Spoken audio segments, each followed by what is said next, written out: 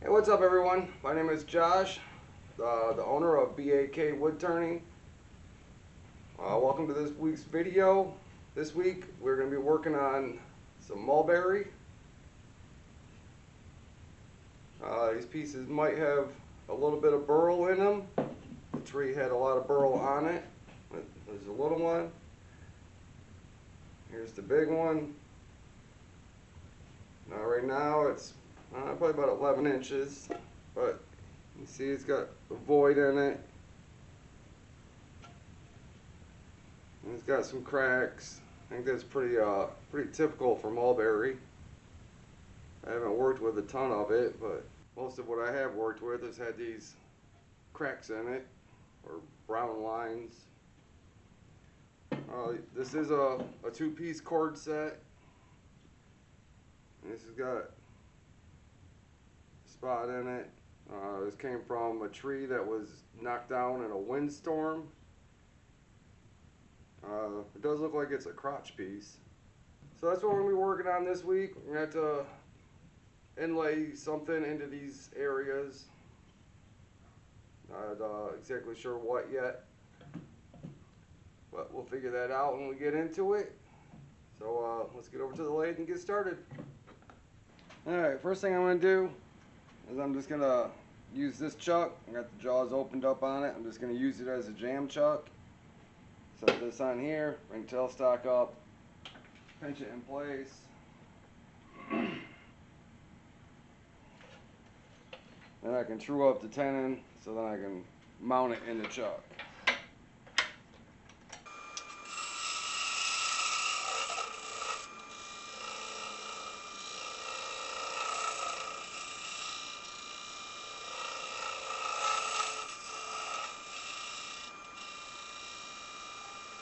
Alright, now the tenon is round and I cut the angle on it to match my dovetail chucks, and the bottom is flat so the chuck has a place to rest against to keep the bowl running true. You always want the face of your chuck jaws to be touching the bottom of the bowl. If they're not touching here and your tenon is bottomed out in your chuck, you're going to get a lot of vibration and you can rip that tenon off easily.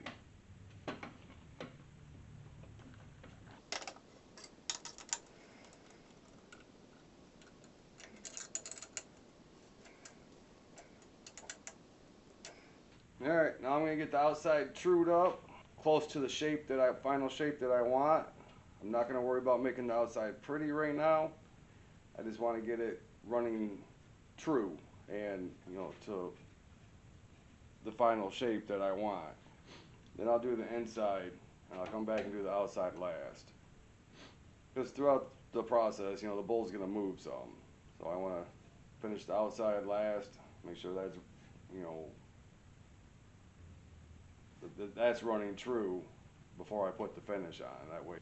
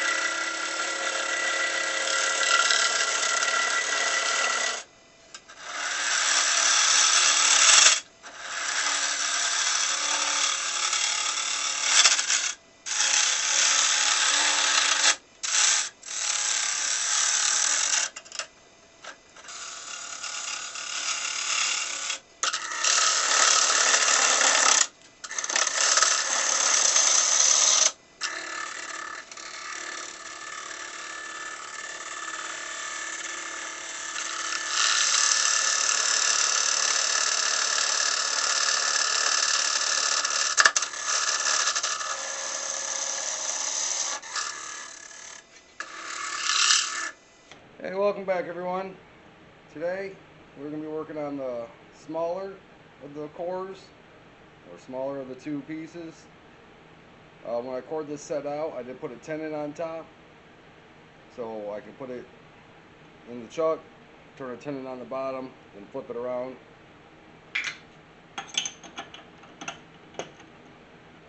And to turn that tenon, we'll be using the bolt gouge and this tenon tool, which is pretty much just a parting tool, except the end of it, I don't know if you guys will be able to see that or not. You know, see it's cut at a little bit of an angle. The angle to match the dovetail on my jaws.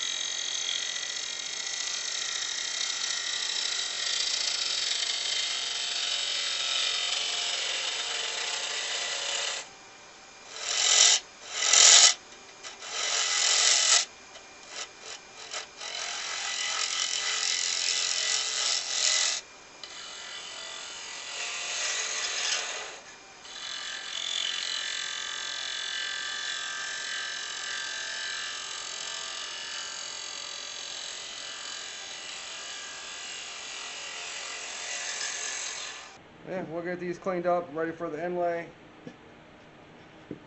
and put an inlay in it. So, using the same bit.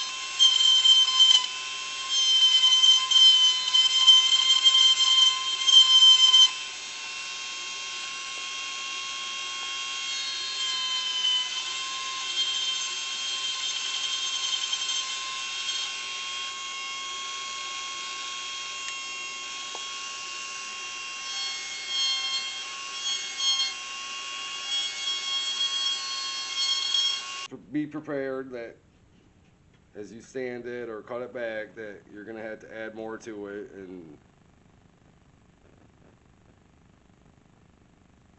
fill in any voids that you open up.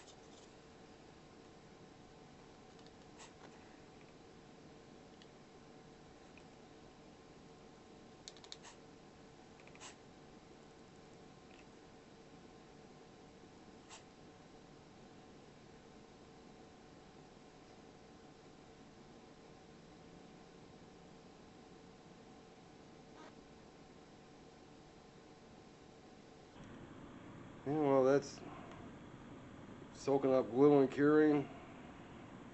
Might as well work on filling this little crack.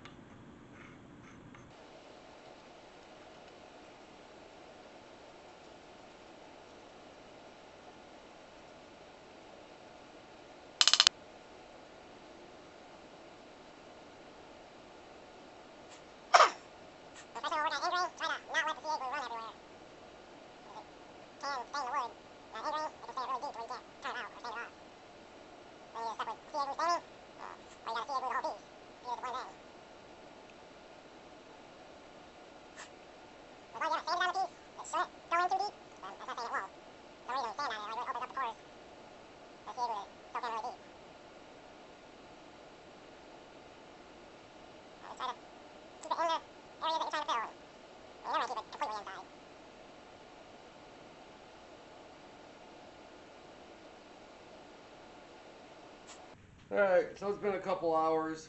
The glue feels dry. It's hard, so I'm going to give it a shot. I just wanted to show you. It'll show up.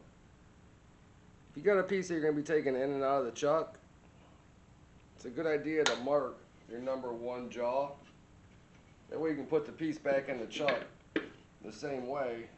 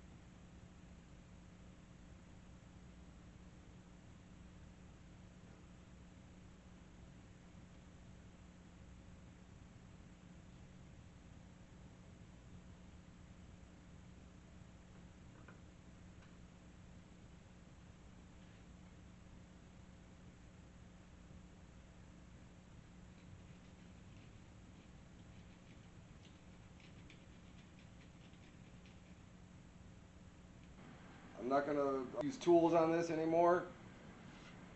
It's down to the shape I want, the thickness I want. And, well, I do gotta clean up the foot. So I'll use the parting tool to clean the foot up a little bit, but that's it. And I'm just gonna sand the rest of these areas, and we'll see if we have to, see if the staining goes away. I'm guessing it's not going to, but I hope it does, so I don't have to coat the whole damn thing with CA glue. Let's clean up this foot real quick, and then we'll start sanding.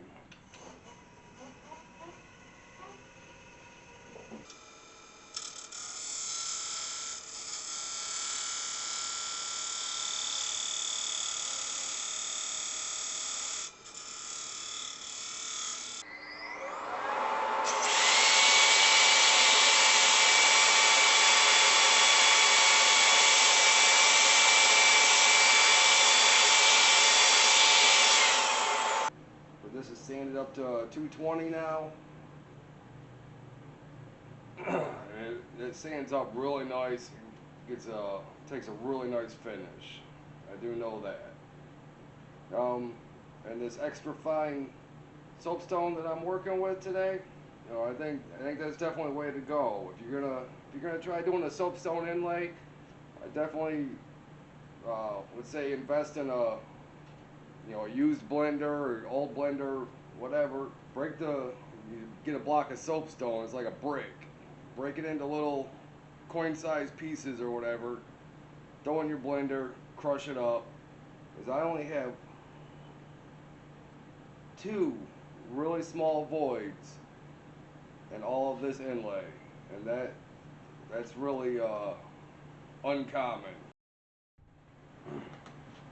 Alright, I'm just going to spot sand these areas, and I put CA glue with the 220, and I'll switch out to 320, 400, and then we'll put some finish on it.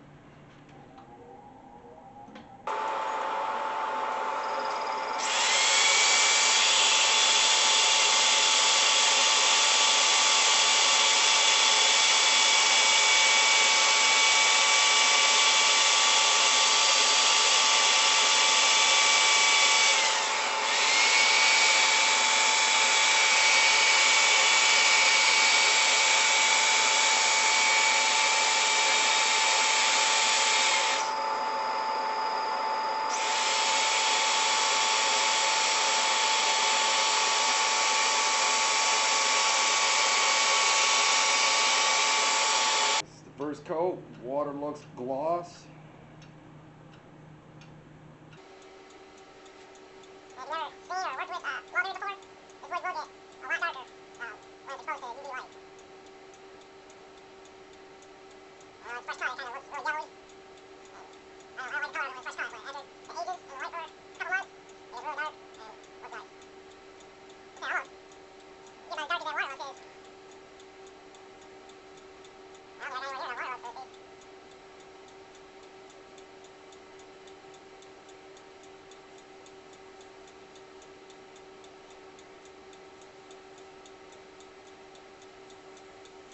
Get our first coat of waterlux on this one.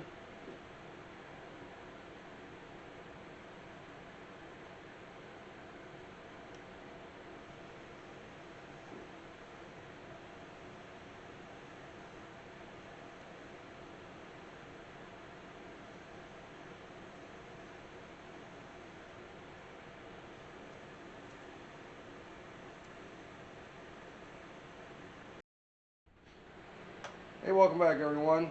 This is going to be the 3rd coat of waterlux I'm putting on here. The piece looks great after 2 coats. It's covered well. I don't see any dry spots on it anywhere. I'm just going to do a 3rd coat, just for the heck of it.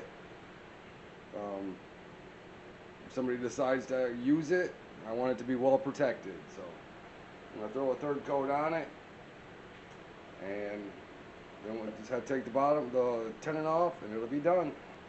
And this is just this is just Tripoli. Bar's almost gone. I got a new one over there, but I'm just finishing this one up. This is triple E compound. This is the wheel from the Beal buffing system.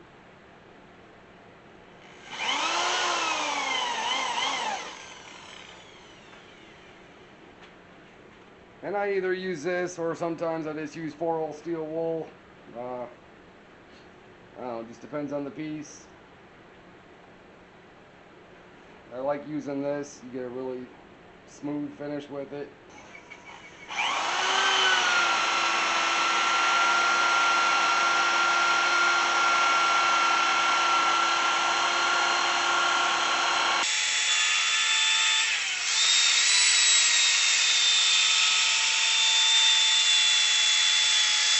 It's just denatured alcohol. I need to go get more because I'm out. Alright, third coat, 75 RPMs.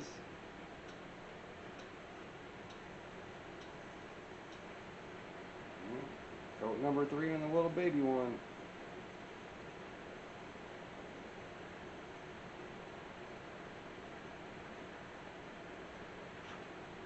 Actually, I get a little bit extra down here at the bottom since there was a couple small dry spots.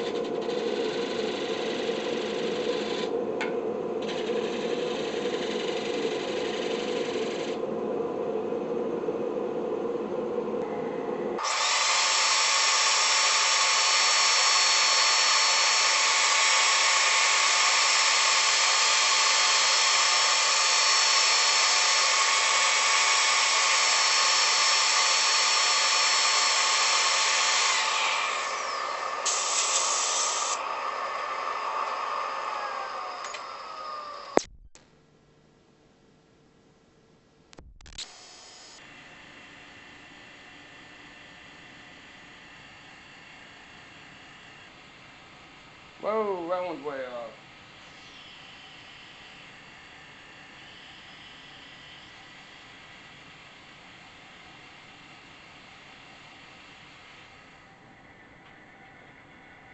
Shit, I ain't never got it that close. That's fucking perfect, look at that.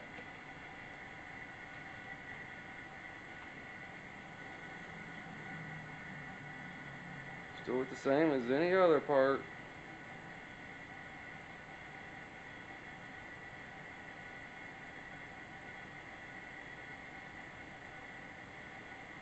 Alright, well it's time to take the bottom off the small one now.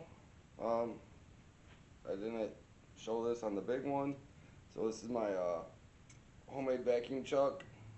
It's just made out of a piece of wood, chunk of PVC, and